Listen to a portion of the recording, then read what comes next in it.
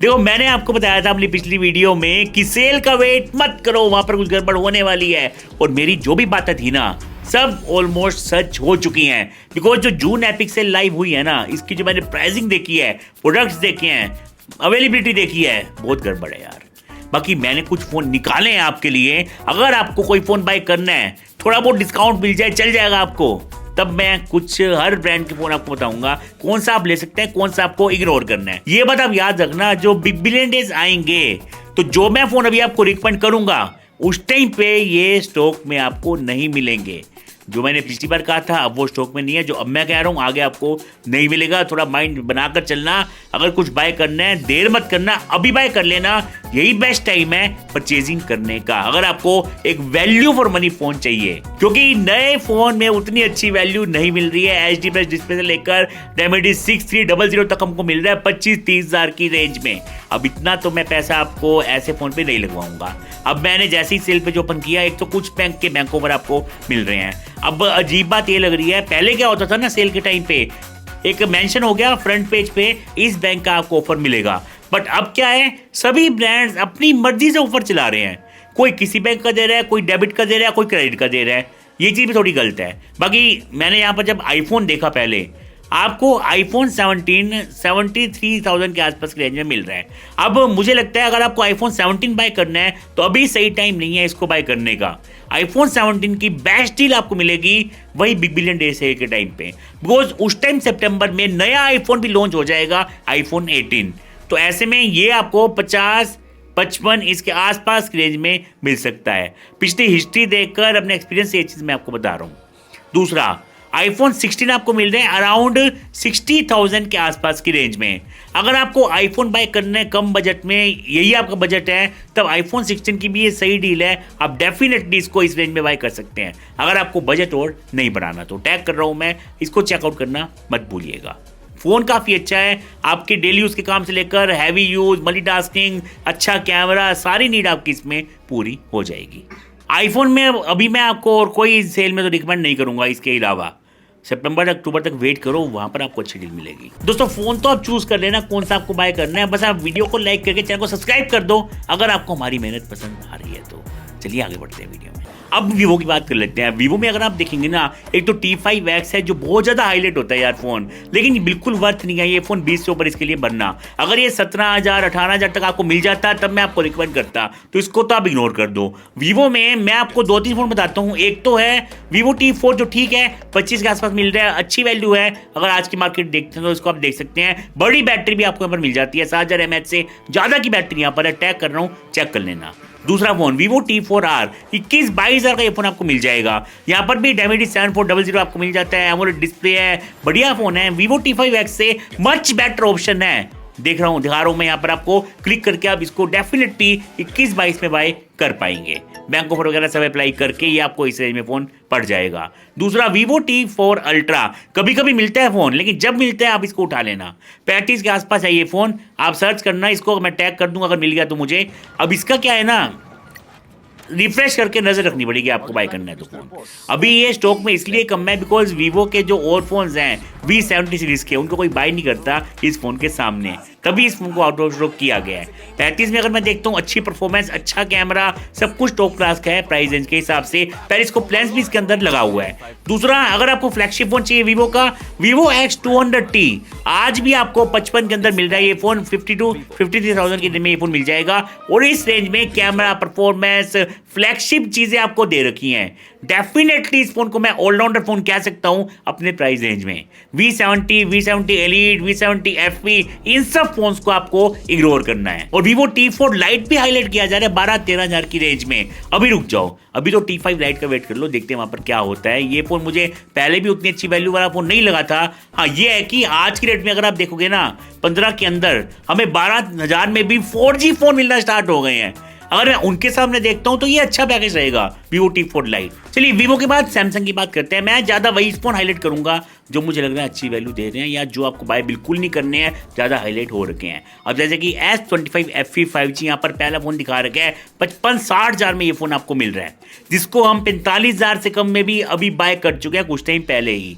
तो इसको तो आप इग्नोर मार दो। अगर इतना पैसा भरना ही है ना आपको, इसका कोई और फोन मिल जाएगा यार सैमसंग का ही, इस पे इतना पैसा मत लगाना।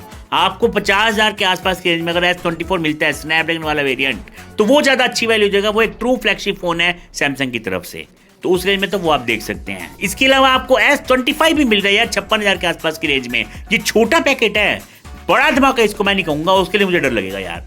मेरे ऑफिस में ये फोन यूज हो रहा है, कैमरा क्वालिटी इसकी उतनी स्ट्रॉन्ग नहीं है, बैटरी भी इसकी उतनी स्ट्रॉन्ग नहीं है, ऑप्टिमाइजेशन की कमी है इस फोन में। माना ही चिपसेट स्ट्रॉन्ग है, बट फिर भी मैं आपको ये फिलहाल तो रिकमेंड नहीं करूंगा फोन। हाँ, सैमसंग में M17 मैंने पहले भी रिकमेंड किया था आपको, अभी भी कर सकता हूँ, बट ये भी स्टॉक से फोन जाने वाला है। अगर आपको 14-15 के आसपास मिल रहा है तो डेफिनेटली इसको आप उठा लो। और जो M36 5G है या F36 है, ये फोन अच्छा है सैमसंग का, 15-20 हज़ार के बीच में आपको मिल जाता है। और जैसे मैंने आपको कहा था ना पहले वाली वीडियो में कि अच्छे वेरिएंट जो कम प्राइस के पड़ रहे हैं वो स्टॉक में नहीं मिलेंगे। इसका भी जो बेस मॉडल है वो आपको स्टॉक में नहीं मिल रहा। अगर आपको M36 भी बाय करना है तो 20,000 तक आपको पे करना पड़ेगा।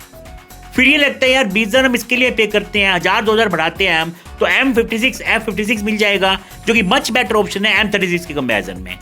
तो ये एक चीज है यार, M36 तभी लेना अगर आपको बेस मॉडल मिल जाए 16-17 हज़ार की रेंज वाला। अदरवाइज M56 में आपको रिकमेंड करूंगा इसकी जगह पे, चाहे वो 21-22 के आसपास मिलेगा फोन, पर लॉन्ग टर्म तक आपकी टेंशन खत्म हो जाएगी। बाकी A सीरीज में अभी कुछ नहीं है, उसको आप अभी फिलहाल तो इग्नोर मार दो। अब बात करते हैं मोटोरोला के बारे में। मोटोरोला में क्या है, कुछ तो न्यू फोन लॉन्च हुए हैं अभी, जैसे कि Moto Edge 70 Pro Plus 45,000 का मिल रहा है आपको बैंक ऑफर लगाकर।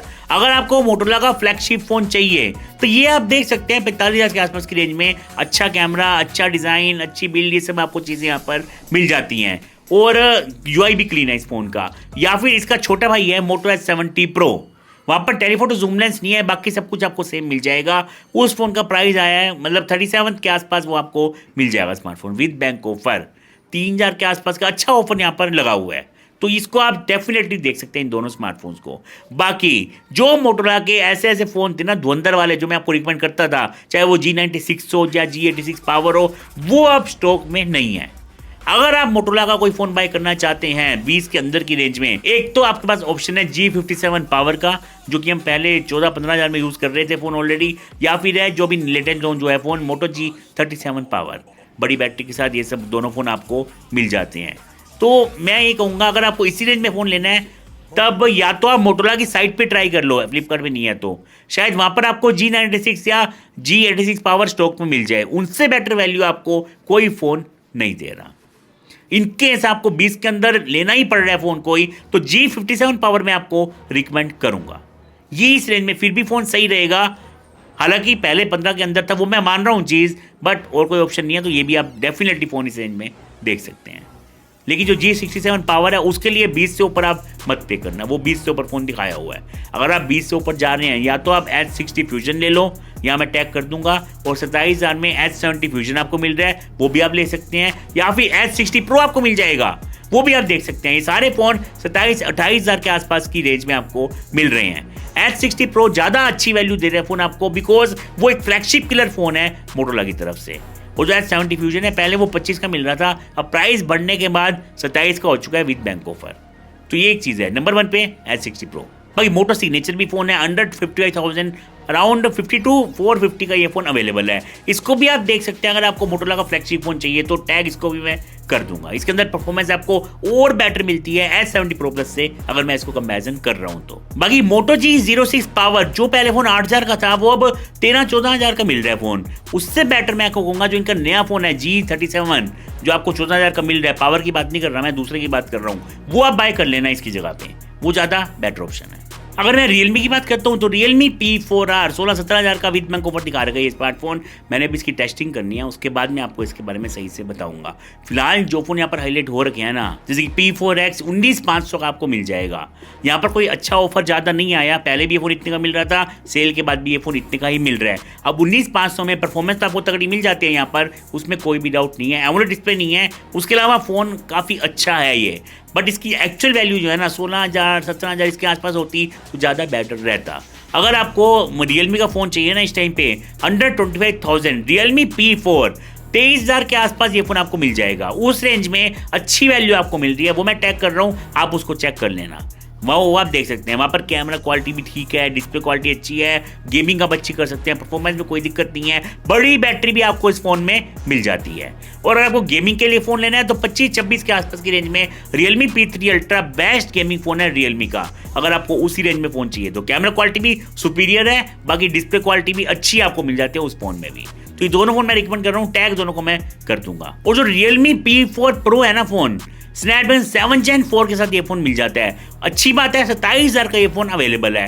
अगर मैं 27,000 को देखता हूँ और फोन देखता हूँ और आज की डेट देखता हूँ, आज की मार्केट देखता हूँ, अच्छा फोन है, डेफिनेटली आप इसको कंसीडर कर सकते हैं।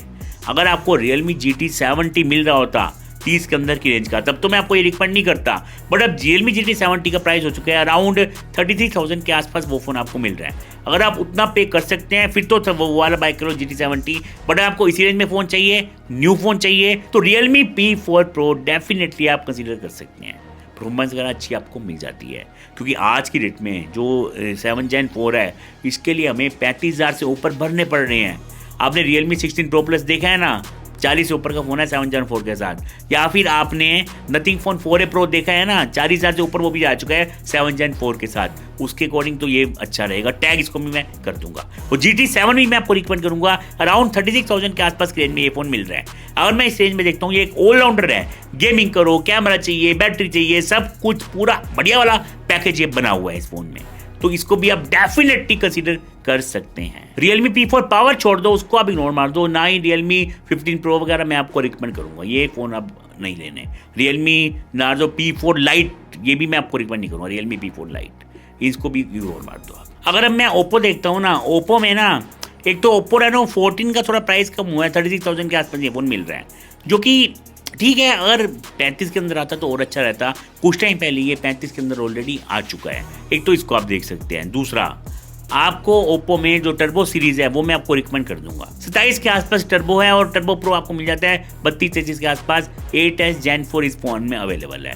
तो ये दोनों ही फोन थम्स अप है मेरी तरफ से। बड़ी बैटरी के साथ इनबिल्ट फैन इसमें मिल जाता है, चीजें काफी स्ट्रॉन्ग है। बाकी रेनो 15 सीरीज तो बिल्कुल मत लेना भाई गलती से भी, बाकी आप सब इग्नोर कर दो ओप्पो का। ए सीरीज बिल्कुल इग्नोर कर दो ओप्पो की, कहीं भी आपको इन्वेस्ट नहीं करना है इनके अलावा। के सीरीज अच्छी है, बट जो K14 आया था वो हाईली ओवर प्राइस स्मार्टफोन है, वो भी मैं आपको अभी मैं नहीं कहूँगा कि आप उसको बाय करो। और K13 का प्राइस इतना बढ़ चुका है यार, अब आपको रिकमेंड करने का मन नहीं करता। 22,000 के आसपास की रेंज। पोको में मैं आपका ज्यादा टाइम वेस्ट बिल्कुल नहीं करूंगा, 3 फोन बताऊंगा, 3 टैग करूंगा, तीनों ले सकते हो आप। पोको M7 Plus 14,500 का है, 15 के अंदर बहुत ही अच्छा ऑप्शन है। फुल HD पैनल आपको मिल जाएगा, जो कि जनरली आजकल हम इस रेंज में नहीं मिल रहा है। बड़ी बैटरी भी इस फोन में अवेलेबल है। दूसरा, पोको X8 Pro गेमिंग के लिए फोन चाहिए, ये फोन आपको विद बैक कवर कभी कभी 30 का मिल जाता है।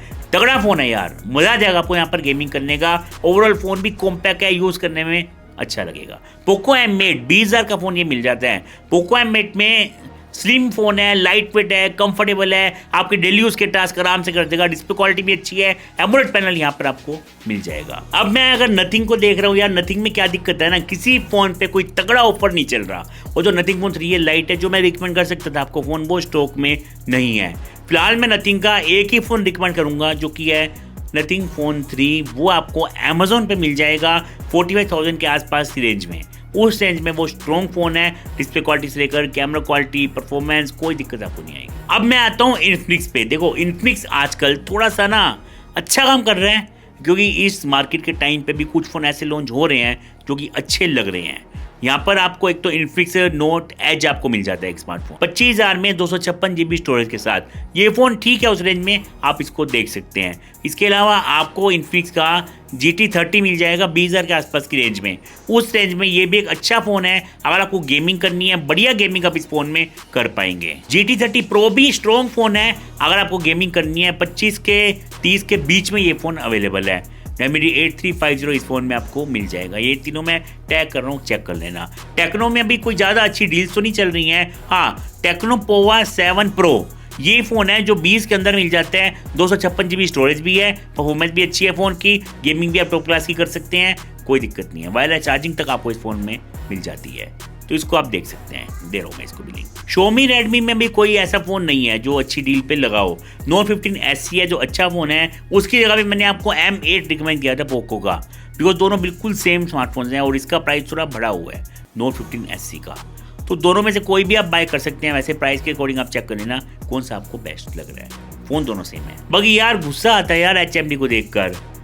एक तरफ तो उन्होंने एक ऐसा फ़ोन लॉन्च किया जो 5G फ़ोन है, बजट 5G फ़ोन है, 10,000 से कम की रेंज में वो फ़ोन मिल रहा था जब फ़ोन लॉन्च हुआ था वो। बट इस टाइम पे जो उन्होंने पूरी मार्केटिंग कंपनी करवा ली है कि बजट 5G फ़ोन, HMD कम बैग, ये वो, अब 15,000 का फ़ोन कर दिया यार। अब वो फ़ोन 10 का लॉन्च हुआ था, 10-11 का, अब 15,000 का मिल रहा है। और 15 क्या वो वर्थ करता है स्मार्टफोन उस रेंज में? बिल्कुल भी नहीं। अगर वही 10 तक रहता, 11 तक रहता, तब इसकी डिमांड नेक्स्ट लेवल पे रहती। पर 15 में हमें और भी ऑप्शन मिल जाते हैं, तो हम ये फ़ोन क्यों बाय करेंगे? बताना मुझे कमेंट्स में। AI+ की मैं बात करता हूँ तो Nova 2 Ultra आपको मिल रहा है 17,000 के आसपास की रेंज में।